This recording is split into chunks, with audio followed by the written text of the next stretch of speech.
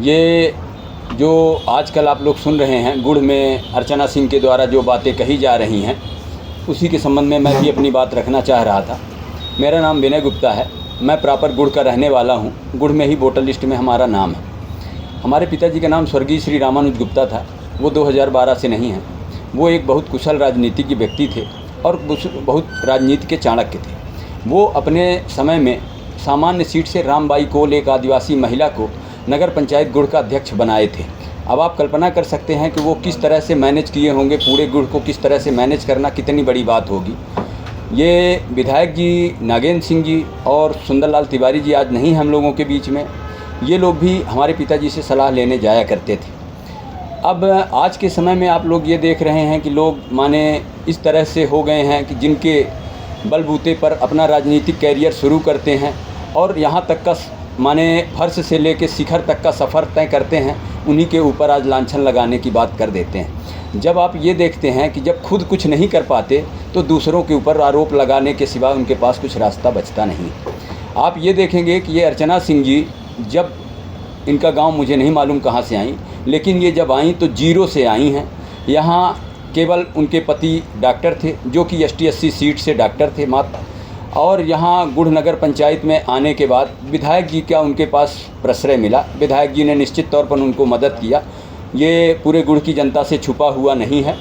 इसमें उन्होंने विधायक जी के सहारे से जो काम किया उसमें करते चले गए। फिर इसके बाद ये व्यापम घोटाले में 9 महीने जेल में रहे, आप सब लोग जानते हैं। इसके बाद नगर पंचायत का चुनाव आया। नगर पंचायत के चुनाव में ये चुनाव लड़े और पार्षदी जीतने के बाद ये अध्यक्षी का जो चुनाव हुआ उसमें ये बीजेपी की सीट से अध्यक्ष हुए। निश्चित तौर पर नागेंद्र सिंह जी विधायक जी का इनके ऊपर बरदहस्त रहा, पूरी तरह से उन्होंने इनको समर्थन किया। उसी के आधार पर ये जीते चुनाव और अध्यक्ष बने। अब इनके अध्यक्ष का आप कार्यकाल देखेंगे तो ये कोई भी काम इनका बोलता हुआ गुड़ में आपको नहीं दिखेगा। जो काम बोले कि हाँ इन्होंने 4 साल में कुछ काम करके दिखाया। अब इनके बाद इनका काम भी नहीं बोल पाया। इसके बाद आप देखिए कि इनका मैनेजमेंट, जो पार्षदों का मैनेजमेंट होना चाहिए वास्तव में, तो ये पार्षदों को भी मैनेज नहीं कर पाए। पार्षदों को मैनेज करना अध्यक्ष की जिम्मेवारी है। आज आप ये कह दें कि वो लोग कुछ न कुछ चाहने के लिए ऐसा कर रहे हैं, कहना तो आसान है। किस तरह से अगर चाहते हैं, आप क्या चाहते हैं, वो क्या चाहते हैं, यही सारी चीज़ें एक मैनेजमेंट का विषय था जो आप मैनेज नहीं कर पाए।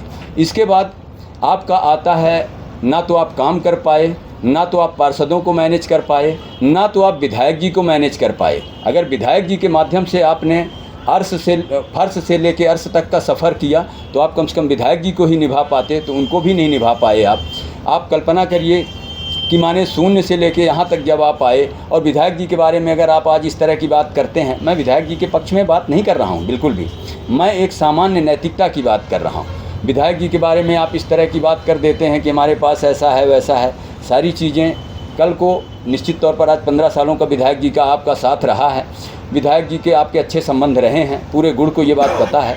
हो सकता है कि आपके मन में कोई कलुषित विचार रहे हों, आपके मन में कोई इस तरह की भावनाएं रही हों कि कल हम उन भावनाओं का या उन चीज़ों का हम इस्तेमाल करके विधायक जी को दबाने की कोशिश करेंगे या ब्लैकमेल करने की कोशिश करेंगे।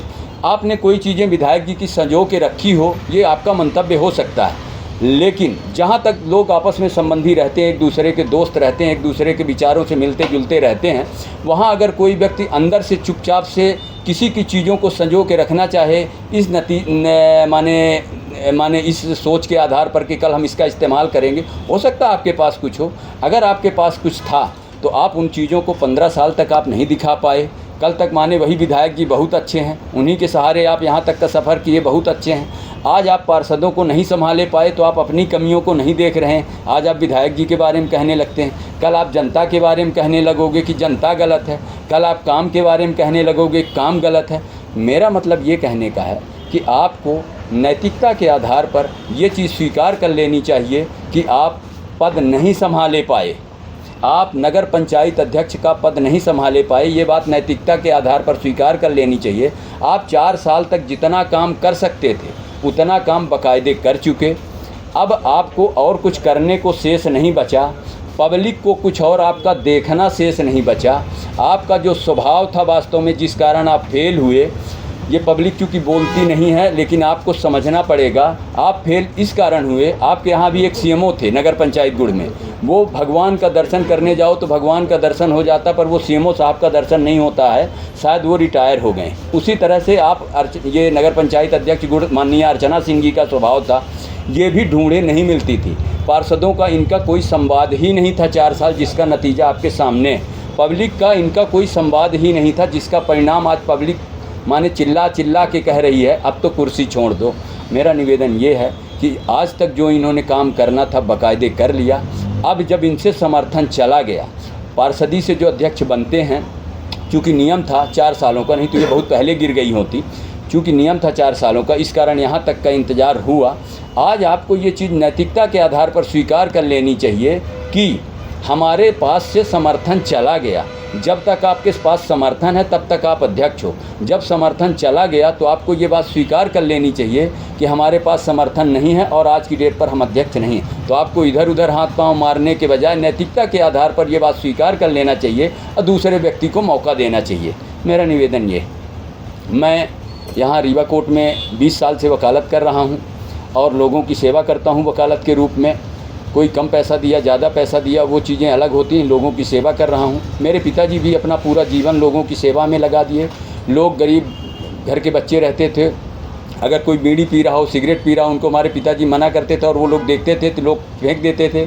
ये कहते थे कि बाबूजी आ गए, बीड़ी फेंक दो। माने एक लोगों के प्रति उनका जो जुड़ाव था, लोगों की जो भावनाएँ थी उनके साथ इस तरह से। तो कहने का मतलब हम एक हमेशा से एक गरीब परिवार के, दलित पिछड़े शोषित लोगों के लिए सोच रखने वाले लोग हैं। गुड़ नगर पंचायत का जितना बुरा हाल इन 4 सालों में माननीय श्री अर्चना सिंह द्वारा किया गया, मैंने अभी अपने इस 40 साल की उम्र में ऐसा कभी भी कैरियर नहीं देखा। मेरा निवेदन है कि अब नगर सिंह का जो बयान, ऐसी क्या बात हो सकती है? मैंने इसके संबंध में चर्चा रखी है। चूँकि इनका विधायक जी का संबंध लगभग 15 सालों से है, अच्छा संबंध रहा है, ये सब जानते हैं। अब इसके बाद चूँकि हमारे पास तो कुछ है नहीं, कहें कि आप दिखा दो कैसा संबंध रहा, तो हमारे पास तो कुछ है नहीं कि हम दिखा देंगे कि साहब ये संबंध, लेकिन संबंध रहा। संबंध कैसा था? पीए थी, क्या थी? नहीं, पीए नहीं थी। संबंध मतलब विधायक जी इनको मदद करते थे, क्यों करते थे, क्या करते थे, ये उनके बीच की बात हो सकती है। जैसे आपस में दोस्ती होती है किसी की, हमारे कोई दोस्त हो सकते हैं, हम उनको मदद करते हैं। कल को हम चुनाव लड़ेंगे, बहुत सारे लोग हमारे साथ रहेंगे, हम बहुत सारे लोगों के साथ रहेंगे। ये चीज़ें थी हमारे समझ से। अचानक ऐसा क्या हुआ कि अचानक ऐसा क्या हुआ? ये बहुत अच्छा सवाल आपने किया। वास्तव में इन्होंने दिमाग में अपने, चूँकि इनका स्वभाव है इस तरह का, इन्होंने अपने दिमाग में ये बात रख रखी थी कि कभी न कभी शायद विधायक जी के पास कोई मजबूरी आए और वो हमारे साथ साथ दे पाएँ या ना दे पाएँ, मैं किसी स्तर पे कहीं फेल हो जाऊं अपने कर्मों। चूँकि इनको अपना कर्म तो पता था कि हमारे कर्म किस तरह के हैं, तो इनको ये पता था कि हम कहीं अपने कर्मों से फेल ना हो जाएं, उसमें हमें कहाँ आवश्यकता पड़ेगी, किसको ब्लैकमेल करने की, उसके लिए इन्होंने शायद कुछ चीज़ें सजो के रखी हों या ना रखी हों, मुझे नहीं पता। अगर इनके पास कुछ या तो होगा नहीं, और अगर इनके पास कुछ होगा भी तो निश्चित तौर पर वो सारी चीज़ें सहमति की होंगी।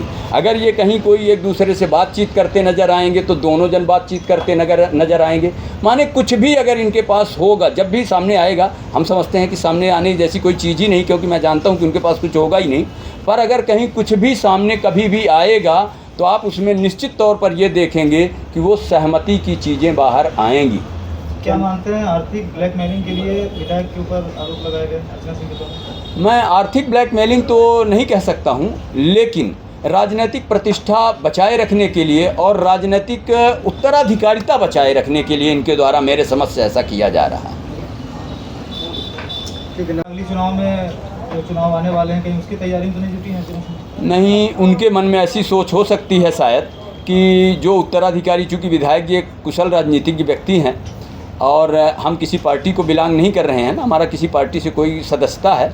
एक सामान्य जो हमने देखा है अपने नगर पंचायत के अंदर, वो मैंने ये देखा है कि विधायक जी एक कुशल राजनीतिज्ञ हैं और कहीं ना कहीं उनके उत्तराधिकारिता की बात लोग देखेंगे कि भाई उनके घर से या उनके परिवार से या उनके कोई चहेते ऐसे आ जाएं या जो भी ऐसी टाइप की चीज़ें, उनके मन में ऐसी बात हो सकती है कि माने उनका जो उत्तराधिकार वाला स्थान है वो शायद हमें मिल जाए, ऐसे टाइप की चीज़ें उनके मन में हो सकती हैं। ये मैं बोल रहा हूँ, हो सकती हैं, परंतु इसमें कहीं किसी प्रकार से सफलता मिलती नज़र नहीं आ रही है। आपने ये देखा कि ना तो ये पार्षदी चला पाए, ना तो ये नगर पंचायत का अध्यक्ष ही चला पाए, ना तो ये डॉक्टरी चला पाए, व्यापम में 9 महीना जेल में रहे, माने पार्षदों को नहीं संभाले पाए, काम नहीं संभाले पाए। इनके बस का वो सारी चीज़ें हैं नहीं, क्योंकि ये इनके हाथ से माने वो चला गया है समर्थन। नैतिकता के आधार पर इनको छोड़ के और अपना डॉक्टरी इत्मीनान से करना चाहिए। डॉक्टरी में भी अभी फंस गए थे वहाँ रायपुर में लोकायुक्त में, तो उसके संबंध में भी इनको चूँकि कहीं ना कहीं ये सारी चीज़ें, एक अच्छे जो लोग कर्मचारी हों उनको नैतिकता के आधार पर ये चीज़ें स्वीकार करनी चाहिए। हमारा ऐसा मानना है कि माने हम एक अच्छे पद में रहते हुए और अच्छी तरह से जिम्मेदारी का निर्वहन नहीं करते, ये चीज़ों को उनको अपने आधार पर स्वीकार करना चाहिए। और हमारे समझ से ऐसा कोई राजनीतिक लाभ वो उनको नहीं मिल सकता है। और बाकी उनके मन की बातें हो सकती हैं, वो अपना मन की बातों में अपने रख सकते हैं, ऐसा है।